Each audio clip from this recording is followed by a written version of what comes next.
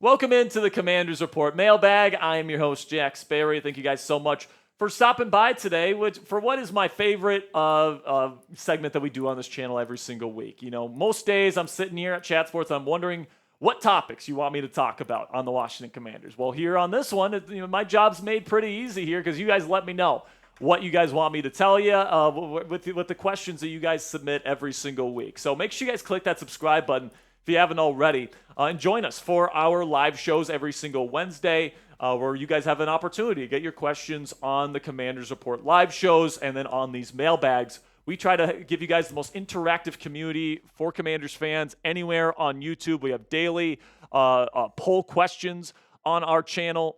We also give you guys daily Commanders videos where you guys can interact with fellow Commanders fans in the comments section. And then we have these live shows where you guys can interact with fellow Commanders fans every single week, as well as myself and producer Joey, which is a lot of fun. So make sure you click that subscribe button right now. Join over 40,000 Commanders fans that have already clicked that subscribe button and join the Commanders Report family today. Got one from Keith, my man. It says, is Amos going to be another Forbes dream that doesn't ever happen? Thoughts? I don't think so. And here's the reason why I don't think he's Forbes, Keith. All right, Forbes was very much a instinctive, ball hawk, aggressive type of player that really took advantage of a lot of the opportunities he got in college football. He was a great returner after the catch, too, and he had some good ball skills, but he just couldn't survive in the National Football League because he didn't have the play strength. All right, plain and simply. Like, he could only survive in off coverage, and then he showed that he wasn't good enough in off coverage when he got to the league, and, you know, whenever he did contest for a football, the more physical wide receivers that he was going up against, like the ex-receivers on the outside, would just out-physical him. So, like, you have to be able to hold up physically, like plain and simply from a play strength perspective, or you're going to get dominated in the National Football League. That's not an issue with Trey Amos. Not only does he have really good long speed to be able to, prevent the deep passes down the field and stick with speedy receivers, but he also plays with great instincts, both in zone and an off-coverage alignment, but also in press. And he's got long arms. He's physical. He's got really good play strength for a corner, and that's kind of his calling card. So he's kind of like the anti-Forbes to me, where I think he is going to be an immediate success for the Washington Commanders. I had a first-round grade on him. I would have been fine taking him in the first round, if I'm being completely honest with you guys. But you get him in round 2. He certainly seems like he's doing a good job in OTAs to this point, and I'm excited for his future. Then we got one from TWD Fan Comic, who says, can you summarize the differences that are going to be present comparing our defense at the end of last season to what it is currently? I am misinformed that rush D isn't much improved yet. Or am I misinformed that rush D isn't much improved yet? So in terms from a talent perspective on paper, you look at the defensive line last year and the defensive line talent this year, and it's hard to really say, like, bona fidely that it's better or that you upgraded the unit, right? Because you lost your number one pass rusher this year on the edge in Dante Fowler Jr., got double-digit sacks for you, made some big plays week in and week out. And then, you bring back Cleveland Ferrell, and, you still have Dorrance Armstrong under contract, who's like okay, but he's not fantastic, definitely not a 1. And then you bring in Dietrich Wise, who's, he's definitely not a one-on-one, like, dominant type of pass rusher, kind of a bigger body. And then you got Jacob Martin, who's a bit lighter and is probably going to be asked to play that Dante Fowler Jr. role if they don't bring in anybody else.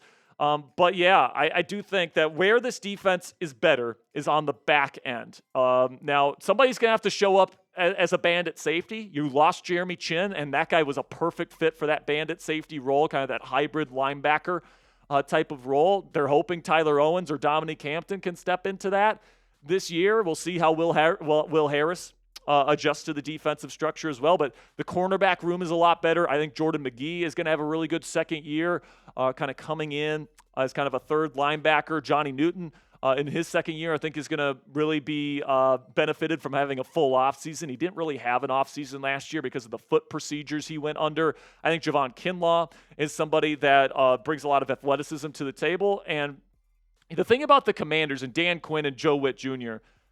Is that, they don't really rely on one-on-one pass rush dominance to win and get to the quarterback, all right? They like to use a lot of stunts and loops in games, and they're going to use Javon Kinlaw and his athleticism, Dietrich Wise with his ability to blow up guards from the edge, to be able to facilitate those types of stunts and loops and those types of games to be able to get people to the quarterback without having to straight up dominate them one-on-one like most traditional defenses do. So, I think this defense is much improved. Well, maybe not much improved, but it is better than what it was last year. And then if they can add like a Trey Hendrickson or a Von Miller or a Zadarius Smith before the start of the season, that just makes it even that much better. TWD, good question. Got one from Vaughn, says, who do you think will be best for the defensive end spot? Zadarius Smith, Trey Hendrickson, Von Miller, or Jadeveon Clowney? If you can get Trey Hendrickson, go get the big fish, all right? Because you're trying to win now, okay? Jaden Daniels is on his rookie contract for the next 4 years. You want to go for it. And the person that can make the biggest impact on this defense out of anybody that's out there right now, it's Trey Hendrickson, because he's led the league in sacks for this past year at 17.5, and he had 17.5 sacks the year before that. He is a dominant number one pass rusher, and even though, traditionally Dan Quinn and Joe Witt Jr. don't necessarily rely on a number one dominant edge rusher to win for them, but they certainly don't mind it when they do. Just ask Micah Parsons, who is unbelievable in this system. So Trey Hendrickson is absolutely somebody that I think would be worth the price to go get via trade this offseason. That is, if the Bengals are willing to come to the table. So shout out your guy down there in the comments section. Name an edge rusher you want the Washington Commanders to sign this in free agency or trade for before the season. Do you want to trade and pay the heavy price tag for Trey Hendrickson? Do you want to go out and get Von Miller in free agency? Zadarius Smith? Anybody else? Let me know what you guys think down there in the comments section for today's pinned question. YouTube's going to throw you an ad break here in just a couple of seconds, and when that happens, take advantage of that time. But let me know which edge rusher you would want the Commanders to sign. We got The Hell Fitness Enthusiast says, we haven't heard much from the UDFAs. Do you still think Robert McDaniel can make the roster? Listen, man, he's a UDFA. It's going to be UDFAs have a real tough time making rosters, and usually only like one or two from each kind of crop. Maybe you get three from a class that ends up making the final roster. The thing about McDaniel is that in college, he did a lot of different roles. He didn't specialize necessarily in anything. If he specialized in anything, is that he was a really good nickel defender that would blitz off the edge extremely well. I think, when you got a player that can do so many things and is really athletic like he is, you got to find a way to let that player help you out. So I think if any UDFA is going to make the roster, I will say McDaniel probably has, as good a chance as anybody because of the versatility and the athleticism he brings to the table. But, whenever you're a UDFA, you definitely need to prove your worth from the word go. Then we got one from Mr. Poor, says, how well do you think Deebo will be? How many yards do you see him getting? Love the show. Mr. Poor, appreciate you watching. I think he's, as long as he isn't just out of shape, kind of like the way he was last year with San Francisco, I think that he's a great fit because what he's known for is that he's a fantastic blocker and he's fantastic with the ball in his hands in space. And if we know anything about Cliff Kingsbury, he is so good at getting the ball out in space to his playmakers. The way that he can scheme these things open, specifically in the screen game, with the motion game that we saw from him last year that we hadn't seen in years prior. Using him in a versatile of different alignments, and kind of making him the chess piece that can move all over the place for this offense. I think it's just going to add a whole nother level of danger for an opposing defense, because you got to deal with Jaden Daniels and his dual threat ability. You got to deal with the alpha number one receiver on the outside there in Terry McLaurin. And you got to make sure you know where Deebo Samuel is at all times, or else Cliff Kingsbury is going to burn you. So there's a lot of stuff for opposing defenses to have to figure out and account for on a down-to-down basis. And that's the hallmark of a tough team to go up against, right? You got to play perfect in order to play well against them. And I don't think there's going to be too many defenses that are capable of playing that perfect brand of football. So I think that he's going to play pretty well. In terms of yards, I think he's going to get over 1,000 from scrimmage if he stays healthy. He's somebody that I think he's going to get fed on early downs. He's going to be used in a bunch of different creative ways. And I think Jaden's going to find ways to get him the football as well. Then you got Jerry Gettings says, what group are you more concerned for out of edge or safety / robber? I would say probably edge. But, Robber's one that I'm intrigued by because, like, Tyler Owens has the physical skill set to be a hell of a robber. Same thing with Dominique Hampton. It just kind of depends on which one of those guys kind of develops. Jordan McGee can maybe potentially play that kind of role as well as kind of a lighter pass coverage type of linebacker.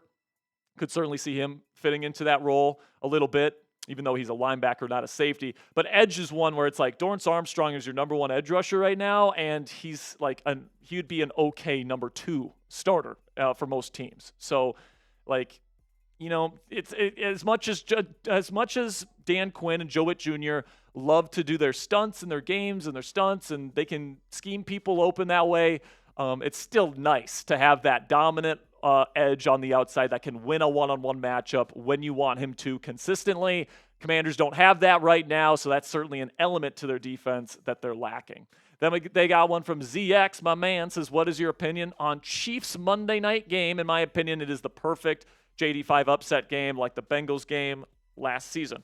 Listen, man, that could be a big-time statement victory because if he goes into Arrowhead in front of a national audience and beats Patrick Mahomes, some people claim that he's the greatest quarterback of all time already. If he goes into his building and beats him, like, that is going to be a signature win in his young NFL career, and it will tell the NFL world that this is a team that can win a Super Bowl. If you can go into Arrowhead Stadium and beat the Kansas City Chiefs, especially on a primetime game, you can beat anybody. So I think that that's going to be a big-time kind of litmus test kind of game for the Washington Commanders and Jayden Daniels as a quarterback. So very, very excited for that one. So let me know down there in the comments section in that primetime football game in Arrowhead Stadium. Let me know who you think wins that game. Type WAS for Commanders or type KC for Kansas City Chiefs. Let me know what you guys think down there in the comments section. Then we got one from Matt B. Says, what do you think of the Ramsey trade rumors, Jack? Surely not. I mean, nothing's impossible, but I would say probably not. Because as it stands right now, you got pretty good depth. You traded for your corner last year in Marshawn Lattimore. All right? You drafted corners in the last 2 drafts. You got your nickel guy in Samerstill, and then you got your outside guy in Trey Amos. They believe in Marshawn Lattimore, and they spent some, significant draft capital to go get him, right? So to just give up on him to go get Jalen Ramsey just doesn't make a lot of sense to me. And you already have your depth piece in this group, too, with Jonathan Jones, who is an excellent depth piece that can play inside or outside. So, I think the Commanders would much, much, much rather trade for Trey Hendrickson. I think that they would like to save whatever draft capital and whatever trade capital they have left to be able to go get him instead of adding another player to a position group that, honestly, I think is already a strength for the Commanders heading into the season. So, yeah, I don't see Ramsey being the destination for the Washington Commanders here. So make sure you guys click that thumbs up icon if you haven't already, if you are a real one. If you're enjoying today's content and if you enjoy our videos generally, the easiest way to help out our channel, guys, is to take that half second and click that thumbs up icon. I greatly appreciate your guys' support. Then we got one from my man, Mike has bad knees. His biggest challenge for the Commanders this coming season, the Eagles, no dominant edge. Listen, man, I think, fighting the injury bug is always going to be a storyline for any NFL team. But for the Commanders specifically, the Eagles are going to be a tough test because they're still going to be really good, man. They got most of their players, as long as their offensive and defensive coordinators, their new ones. Well, actually, Fangio, I believe, is back, but their new offensive coordinator, after losing Kellen Moore, I'm blanking on his name, but if he's worth his salt, they're going to be good again, and they're going to be, Super Bowl contenders again. And until somebody dethrones the Eagles, they're the champions of the world. So it's the Commanders' job to unseat them. So that's something I'm very excited about. In terms of a roster perspective, I do agree that no dominant edge is probably their biggest hurdle that they would have to overcome. I would also say somebody's got to have to step up in the robber/bandit role in this defense. And then, either Trey Amos or Jonathan Jones needs to play well somewhere in this defense in order for the defense to be better this season. So those are kind of the challenges that face the Washington Commanders. And there's also the challenge of having a second-year quarterback where, defenses have a full year of tape on him. And, Jayden's going to have to overcome some of the expectations that are being put on him. And he's going to have to live up to those expectations or even exceed them this season, which will certainly be a big challenge for QB1. That'll be it for today's show, guys. Thank you so much for stopping by on today's edition of the Commanders Report by Chat Sports. We got more content coming your way this week, so make sure you guys click that subscribe button if you haven't already. And until next time, guys,